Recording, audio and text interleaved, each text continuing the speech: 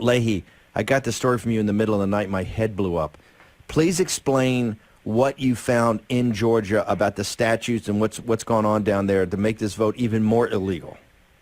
Yeah, Steve, so the first things first. Number one, the use of drop boxes for voters to deposit absentee ballots in Georgia and the current method of absentee ballot signature verification that were used on November 3rd and are going to be used on the January 5th runoff, they have not been authorized by the Georgia General Assembly. So they are actually not lawful. That's point number one.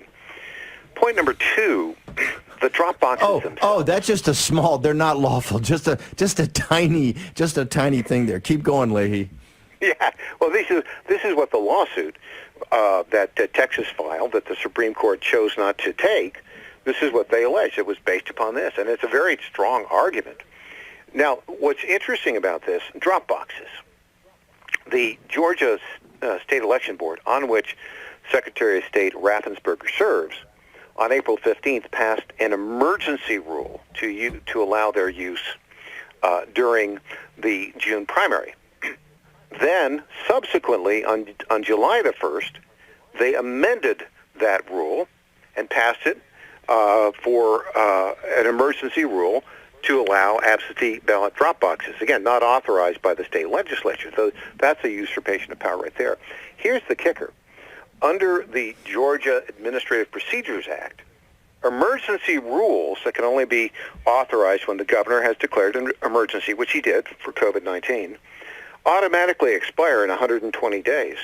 Well, the rule was passed July 1st. By our math, 120 days goes to October 28th, 5 days before the November 3rd general election. Oops.